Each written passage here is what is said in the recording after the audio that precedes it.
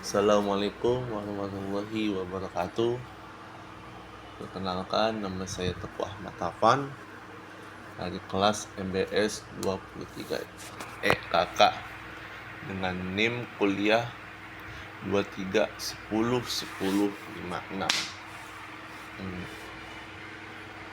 Saya di sini akan memaparkan dan mempresentasikan perihal tentang kepemimpinan dalam organisasi mahasiswa.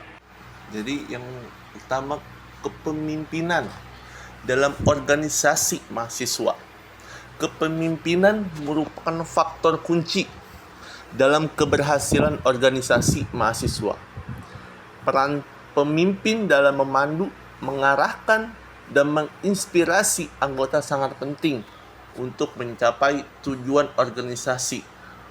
Mari kita bahas lebih lanjut dan lebih detail tentang kepemimpinan dalam organisasi mahasiswa. Sekarang menjelaskan konteks studi kasus perguruan tinggi swasta Islam dengan ciri khas dan nilai-nilai yang dijunjung tinggi. Organisasi mahasiswa yang memiliki peran penting dalam pengembangan mahasiswa dan institusi. Lalu jumlah anggota aktif yang cukup besar, diantaranya 250 orang dari berbagai jurusan, menunjukkan dinamika dan keragaman. Jadi permasalahan dari kasus ini menyoroti persaingan kepemimpinan antara calon A dan calon B. Kedua calon memiliki kelebihan dan kekurangan dalam hal gaya kepemimpinan. Lalu perbedaan gaya kepemimpinan berpotensi menciptakan konflik internal dan menurunkan efektivitas organisasi. Selanjutnya, dampak negatif terhadap motivasi dan keterlibatan anggota organisasi mahasiswa. Jadi tujuan presentasi saya pada hari ini menganalisis gaya kepemimpinan calon A dan calon B berdasarkan teori kepemimpinan yang relevan. Yang kedua, mengidentifikasi dampak kepemimpinan otoriter terhadap kinerja tim dan kepuasan anggota. Yang ketiga, memberikan solusi bagi calon A untuk memperbaiki gaya kepemimpinannya. Yang keempat, mengevaluasi keaktifan gaya kepemimpinan calon B dan tantangan yang dihadapi. Yang kelima, membahas hubungan antara gaya kepemimpinan dengan motivasi anggota menggunakan teori motivasi. Yang keenam dan terakhir itu mendesain program pelatihan kepemimpinan untuk menciptakan gaya kepemimpinan yang inklusif dan efektif. Sekarang yang kedua, analisis kepemimpinan calon A dan calon B. Pertama, teori kepemimpinan. Prospective leadership atau kepemimpinan para nabi dan rasul. Menjelaskan ciri-ciri kepemimpinan yang berbasis nilai luhur seperti iman, takwa, keadilan, dan kepedulian terhadap masyarakat. Lalu membahas pentingnya kepemimpinan yang berotorientasi pada misi dan tujuan yang lebih besar dari sekadar kepentingan pribadi. Selanjutnya menjelaskan bagaimana kepemimpinan prophetic dapat diharapkan atau diterapkan dalam konteks organisasi mahasiswa. Definisi kepemimpinan. Kepemimpinan merupakan proses mempengaruhi orang lain untuk mencapai tujuan bersama. Pemimpin tidak hanya memberi perintah, tetapi juga menginspirasi, memotivasi, dan mengarahkan anggota. Kepemimpinan bukan tentang kekuasaan, tetapi tentang pelayanan. Pemimpin yang efektif memiliki visi, integritas, dan komitmen untuk memajukan organisasi dan anggotanya. Next, analisis calon A. Kelebihan, popularitas, dan kemampuan berkomunikasi dengan baik. Jaringan sosial yang luas dan kemampuan membangun hubungan. Kurangannya, pengambilan keputusan yang terburu-buru atau tergesa-gesa dan kurang melibatkan anggota. Lalu ketergantungan pada otoritas pribadi dan kurang menghargai pendapat anggota. Terakhir itu ada kekurangannya, kurang komitmen dalam menjalankan janji dan mengabaikan kesepakatan. Keaktifan jangka panjang itu potensial menimbulkan konflik internal karena kurangnya keterlibatan anggota dalam pengambilan keputusan. Kedua itu ada memicu demotivasi dan ketidakpuasan anggota karena merasa tidak dihargai dan diperhatikan. Tadi kita telah menjelaskan atau menganalisis calon A. Lalu kita akan menganalisis calon B. Itu kelebihan, kemampuan mendengarkan dan menghargai pendapat anggota.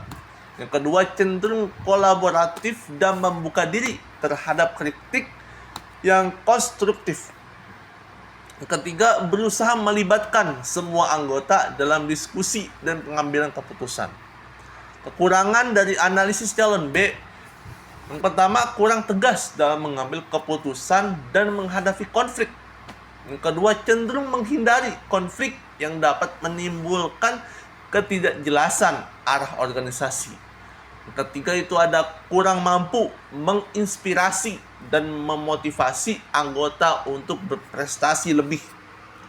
Keefektifan jangka panjang dari analisis calon B, yang pertama memiliki potensi untuk menciptakan lingkungan organisasi yang inklusif dan kooperatif. Yang kedua, namun perlu mengatasi kelemahan dalam ketegasan dan kejelasan arah agar organisasi dapat berkembang secara efektif. Selanjutnya ada membutuhkan strategi untuk menginspirasi dan memotivasi anggota agar mampu mencapai tujuan organisasi. Selanjutnya ada yang namanya karakteristik pemimpin yang efektif. Yang pertama itu komunikasi. Jadi komunikasi, kemampuan berkomunikasi dengan jelas, persuasif, dan empatik sangat penting bagi seorang pemimpin untuk menyampaikan pesan dan ide dengan efektif. Lalu yang kedua itu ada motivasi. Pemimpin memotivasi anggota untuk bekerja sama dan mencapai tujuan bersama dengan menciptakan suasana kerja yang positif dan suportif. Yang ketiga itu ada integritas. Pemimpin memiliki integritas yang tinggi, bersikap jujur, adil, dan konsisten dalam tindakan, sehingga mendapatkan kepercayaan dan respek dari anggota. Lalu pentingnya kepemimpinan dalam organisasi mahasiswa. Yang pertama itu kerjasama. Yang kedua ada perkembangan diri. Yang ketiga itu ada prestasi. Jadi kita harus kerjasama. Pemimpin memfasilitasi kerjasama yang erat di antara anggota, sehingga mereka dapat berkolaborasi secara efektif dalam mencapai tujuan bersama. Lalu harus ada pengembangan diri. Organisasi mahasiswa memberikan kesempatan bagi anggota untuk mengembangkan diri sebagai pemimpin, meningkatkan keterampilan, dan membangun jaringan profesional. Terakhir ada prestasi. Kepemimpinan yang kuat mendorong organisasi untuk mencapai prestasi yang lebih tinggi, baik dalam program maupun dalam kegiatan yang bermanfaat bagi masyarakat. Ini ada salah satu pentingnya kepemimpinan dalam organisasi mahasiswa. Nah, tantangan dalam kepemimpinan organisasi mahasiswa. Yang pertama itu ada kurangnya pengalaman. Pemimpin mahasiswa mungkin masih memiliki pengalaman terbatas dalam memimpin dan mengelola organisasi. Yang kedua, konflik internal, perbedaan pendapat, ego, dan kurangnya komunikasi yang efektif dapat memicu konflik di dalam organisasi. Yang ketiga itu dukungan, mendapatkan dukungan penuh dari anggota, dosen, dan pihak terkait lainnya sangat penting untuk keberhasilan pemimpin. Next, pengembangan diri sebagai pemimpin mahasiswa. Yang pertama, ikutilah pelatihan kepemimpinan untuk meningkatkan keterampilan seperti komunikasi, negosiasi, dan pengambilan keputusan. Yang kedua, bergabunglah dengan organisasi lain untuk mempelajari cara kerja organisasi yang berbeda dan mendapatkan pengalaman kepemimpinan yang lebih luas. Yang ketiga, cari mentor atau role model yang berpengalaman dalam memimpin untuk mendapatkan bimbingan dan arahan dalam pengembangan diri. Selanjutnya, ada yang namanya membangun visi dan misi organisasi. Ini adalah salah satu bagian terpenting dalam sebuah organisasi, itu harus membangun yang namanya visi dan misi organisasi. Nah, yang pertama, identifikasi. Tentukan nilai-nilai tujuan dan sasaran yang ingin dicapaikan oleh organisasi di dalam visi dan misi. Yang kedua, rumuskan. Buat visi dan misi yang jelas, ringkas, dan menginspirasi yang menggambarkan cita-cita dan arah organisasi.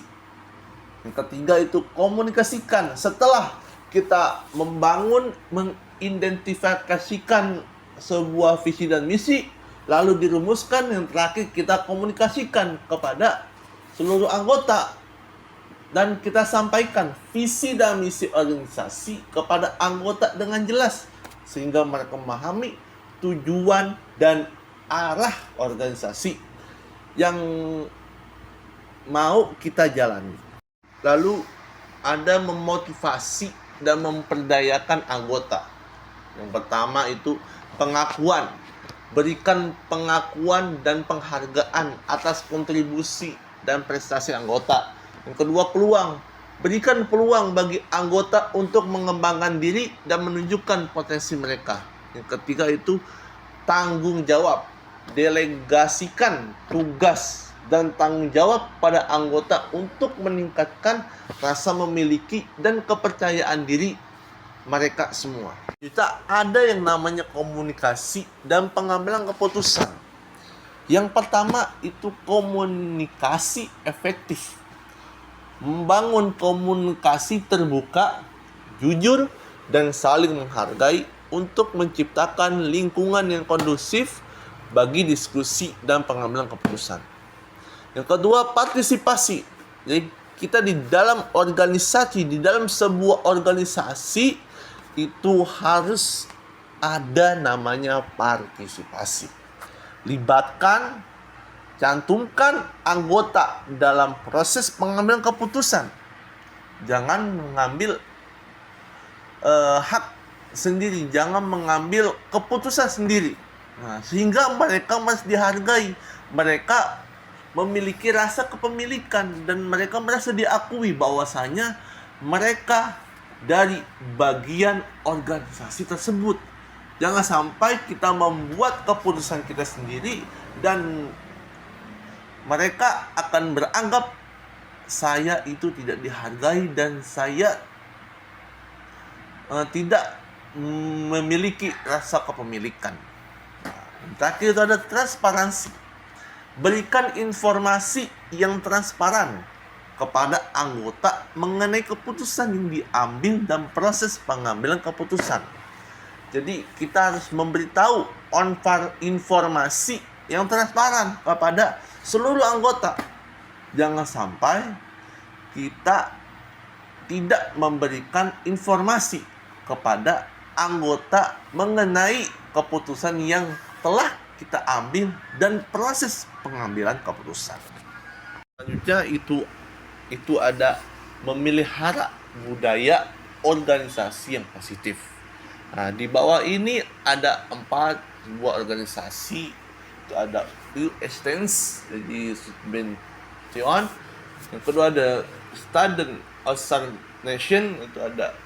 Yang ketiga ada RQD. Nah, di sini ada 4 budaya organisasi yang positif.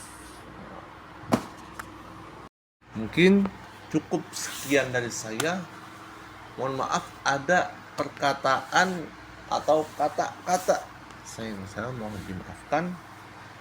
Syukran katsiran karena sudah disimak dengan baik dari awal sampai akhir. Semoga apa yang telah saya sampaikan bermanfaat,